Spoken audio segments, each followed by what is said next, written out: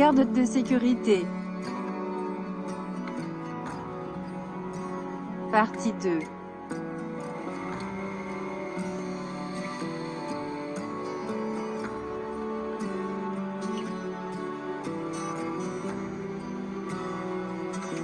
Instructions pratiques de sûreté et de sécurité.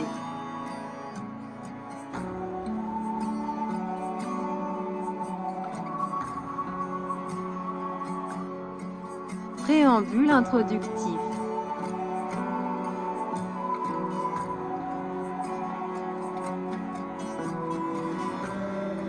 Ce programme de formation a été développé par des professionnels certifiés pour aider les employés QHSE à comprendre leurs responsabilités sociales. À cette fin, notre objectif est de leur enseigner les compétences nécessaires pour mieux gérer la qualité, la santé, la sécurité et l'environnement. L'amélioration continue et le développement durable font partie du contexte de développement auquel s'adresse notre programme de formation. Nous créons ces vidéos pour fournir des outils et des ressources qui permettent à chaque employé d'avoir un contrôle total sur ces domaines stratégiques.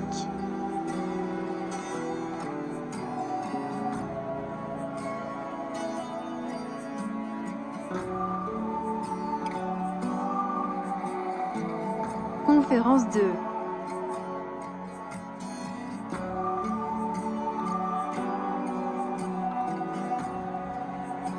Patrouille de sûreté et de sécurité.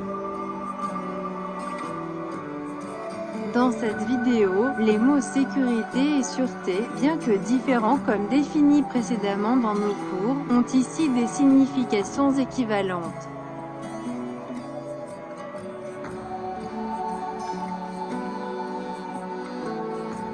Procédure des patrouilles de sécurité et de sûreté. L'exécution de patrouilles sur les lieux de l'entreprise est l'une des fonctions les plus importantes de l'agent de sécurité. La patrouille de sécurité se compose de deux groupes principaux. 1. Patrouille mobile. 2. Patrouille statique à mission.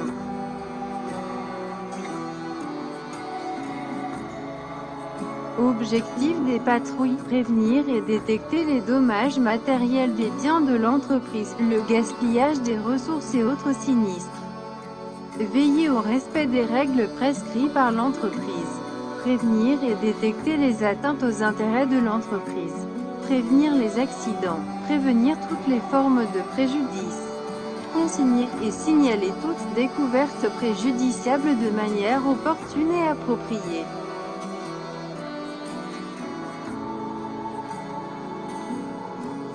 Patrouille mobile. Les visites de la patrouille mobile sont effectuées sur la propriété d'un client à intervalles irréguliers.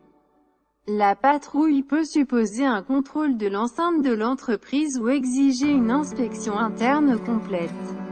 Le nombre de visites par poste ou par équipe doit être convenu avec le client et peut, le cas échéant, être prouvé par l'application de procédures de signalisation ou de pointage.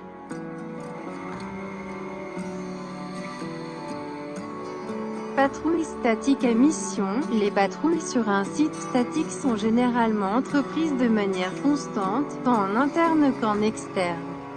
Vigilance, curiosité et minutie sont quelques-unes des principales qualités que doit posséder un agent de sécurité pour être efficace.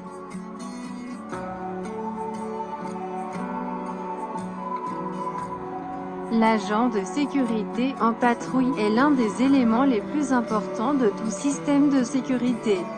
Il est celui avec qui le public est en contact et qui peut, en dernier ressort, intervenir en cas d'urgence. L'agent de sécurité est perçu, de par sa présence, comme faisant partie des forces de dissuasion de l'entreprise.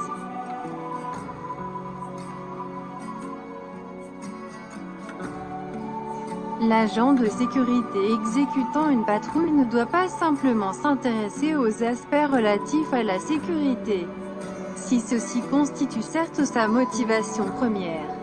Selon les instructions qu'il aura reçues, l'agent de sécurité a aussi le devoir, vis-à-vis de l'entreprise, de contrôler et de signaler toutes conditions en matière d'hygiène, de sécurité et de protection de l'environnement, d'incendies et autres, susceptibles de causer un préjudice à l'entreprise.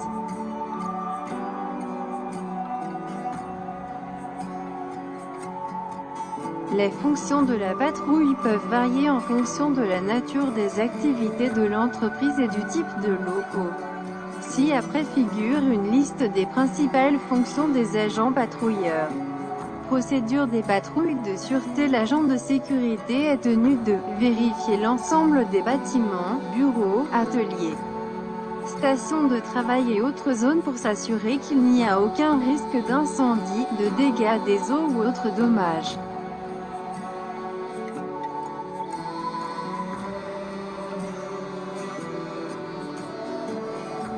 Vérifier que l'ensemble des bâtiments, salles et bureaux est verrouillé pour raison de sécurité, c'est-à-dire propre à empêcher toute intrusion par des portes, des fenêtres, des SAS, des canalisations, etc. En particulier, il convient de s'assurer qu'aucun cadenas n'a été manipulé ou remplacé. Contrôler toute source de lumière inhabituelle. S'assurer que l'ensemble des pièces ou bâtiments a bien été fermé à clé. S'il n'y a aucun signe d'intrusion et en l'absence d'instructions contraires, tout verrouiller et soumettre un rapport sur l'incident. Signaler tout défaut dans les bâtiments susceptibles de provoquer des dégâts matériels ou corporels vis-à-vis du personnel, si possible. Prendre des mesures de prévention.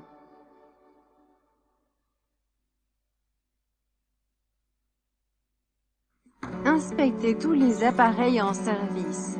Sauf en cas de risque, éviter de les mettre hors tension sans y avoir été invité, par exemple, les ordinateurs. Contrôler les barrières d'enceinte et signaler toute section ayant besoin d'être réparée. Soumettre également un rapport sur les éventuels défauts d'éclairage, les fuites de robinet ou de soupape, etc. Consigner toutes les données relatives aux véhicules stationnés à proximité des barrières d'enceinte et à tout objet ou élément suspect placé à proximité des barrières d'enceinte et autorisant l'accès au site.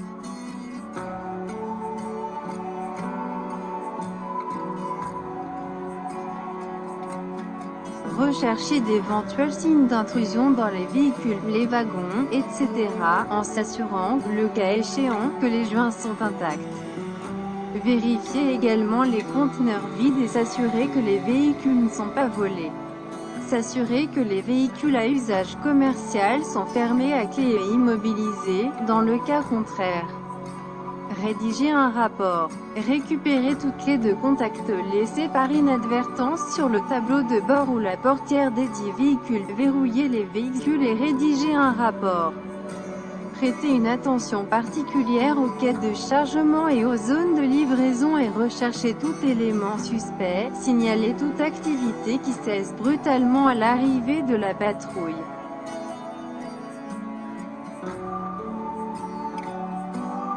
Consigner et signaler tout objet exposé aux intempéries ou à des actes de vandalisme et, si possible, le mettre en lieu sûr. Signaler toute infraction aux règles du site à la personne responsable. Informer son responsable direct et consigner le fait dans le rapport journalier. Interroger toute personne trouvée sur les lieux et jugée suspecte. Veillez à effectuer cet interrogatoire de manière courtoise et polie afin de ne pas faire l'affront à un visiteur de bonne foi de le suspecter. Consigner toutes les irrégularités relevées au poste de pointage et agir conformément aux instructions fournies, en l'absence d'instructions. Signaler l'affaire au responsable direct et ne prendre des mesures immédiates que si les instructions fournies l'exigent.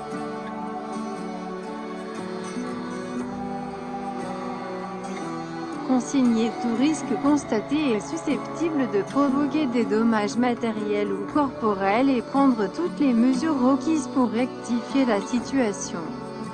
Prêter une attention particulière aux guichets, aux coffres-forts et aux zones de stockage d'argent et d'objets de valeur et récupérer toutes les trouvées dans une telle zone et, en une telle éventualité, consigner le fait dans le rapport journalier et informer un responsable. s'informer du nombre et de l'identité des membres du personnel ou des sous-traitants travaillant en dehors des horaires de travail normaux. Rendre visite aux sous-traitants pour s'assurer qu'une activité illicite n'est pratiquée. Signaler tout, salarié, visiteur, sous-traitant ou autre personne suspectée, de consommer ou de détenir des drogues réglementées, signaler cet événement à un supérieur.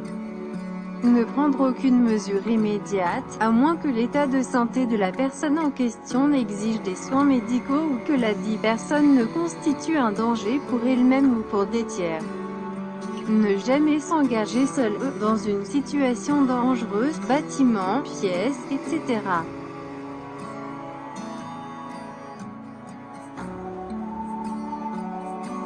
Technique de patrouille 1. Lorsque son secteur couvre des zones particulièrement sensibles, l'agent de sécurité doit surveiller sa démarche et veiller à ne pas se faire remarquer en émettant des sons inutiles.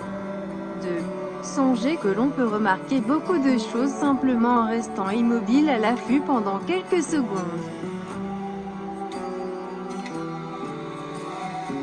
3. À cet effet, des chaussures ou des bottes à semelles de caoutchouc pourront constituer une aide précieuse. 4. Un esprit suspicieux se travaille. Tout ce qui semble anormal doit être inspecté et expliqué.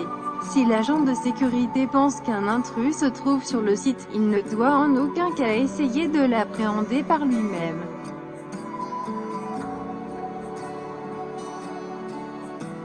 5. Les services de sécurité et la police doivent être informés. Un agent de sécurité ne doit jamais s'exposer directement au risque. 6. L'agent de sécurité ne doit pas oublier que, dans certains cas, le voleur va délibérément provoquer un incident dans une partie du site afin de pouvoir opérer en toute tranquillité dans une partie opposée. L'agent de sécurité est amené à traiter un incident qui sort de l'ordinaire. Le centre des opérations doit en être informé. 7. Tout objet trouvé lors d'une patrouille doit être saisi, étiqueté et conservé et un rapport doit être rédigé. Toutefois, si un objet est trouvé dans des circonstances suspectes, amenant l'agent de sécurité à croire qu'il s'agit d'un objet volé et délibérément dissimulé, il doit en informer son superviseur avant d'entamer toute action. 8. L'inspection pendant une patrouille ne doit pas se confiner au sol ou aux fenêtres. Les plafonds et les toits sont tout aussi importants, car c'est là que sont logés les fils électriques et les conduits de ventilation. Les salles informatiques doivent également être inspectées. Les patrouilleurs s'assureront que la température et la ventilation de ces salles sont adéquates. Des instructions spéciales doivent être prescrites pour les inspections des laboratoires et des zones d'essai. 9. Lorsqu'il est en patrouille, l'agent de sécurité doit aussi s'assurer que le stock n'est pas exposé aux intempéries et, de ce fait, ne risque pas d'être endommagé. 10. Les lumières et appareils de chauffage qui n'ont pas à être en service doivent être éteints, afin d'économiser l'énergie. 11. Il est important de modifier occasionnellement les itinéraires et les horaires de patrouille. À cet égard, il convient de ne pas suivre un modèle régulier, susceptible d'être observé et appliqué par un tiers. De fait, le rôle de l'agent de sécurité consiste à regarder, observer et signaler. Pour ce faire, l'agent de sécurité doit posséder les qualités suivantes: professionnalisme, minutie, curiosité, vigilance et méfiance.